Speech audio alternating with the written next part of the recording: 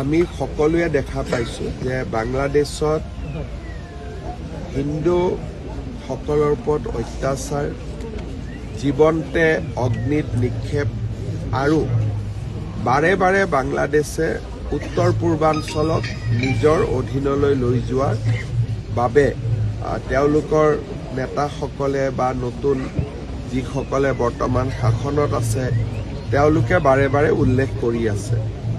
আমি বাংলাদেশত যি হৈছে তাক গভীৰ উদ্বেগেৰে সৈতে আমি লক্ষ্য কৰি আছোঁ আৰু আমি সকলোৱে জানো যে সেই বাংলাদেশৰ দেশৰ পৰা বিভিন্ন সময়ত অহা মানুহেৰে আমাৰ অসমখনো ভৰি আছে।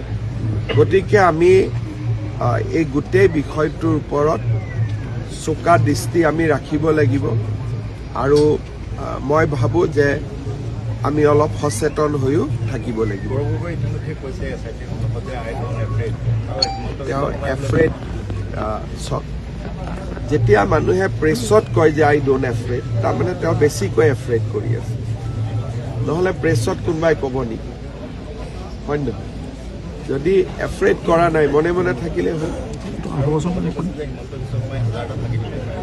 হিমন্ত বিশ্ব শৰ্মাই কি কৰে কি নকৰে অসমৰ মানুহে তাক জানে। আপুনি যে মোক এই প্ৰশ্নটো সুধিলে, ক'ত সুধিছে? বৰদোৱা থানত থিয় হৈ, ইয়াত ফাঁকি আছে নেকি?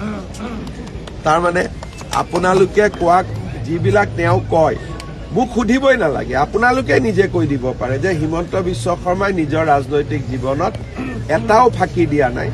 তাৰ উদাহৰণ এইটো বৰদোৱা প্ৰকল্প। আজি আপুনি এটা কেমেৰালৈ এটা বাইট কৰিয়ে দিব পাৰে। আৰু তেওঁ কোৱা কথাটোৰ যদি ভিউ 1000 হৈছিলে, বৰদোৱা প্ৰকল্পটো দেখুৱাই আপুনি কৈ দিয়াৰ লগে লগে তাৰ ভিউ 1 লাখ হৈ যাব। স্যাৰ, বটদ্ৰৱা প্ৰকল্পৰ এই ভূমি বেদখলৰ কবলত আছিল, সেয়া মুক্ত কৰি আজি বৰদোৱা থানৰ চাৰিওফালে আমাৰ বেদখল আছিল, বেদখল উচ্ছেদ হৈছে আৰু কিছু কৰিবলগীয়া কাম বাকী আছে আৰু আমি পৰ্যায়ক্ৰমে কৰি কৰি গৈ থাকিম।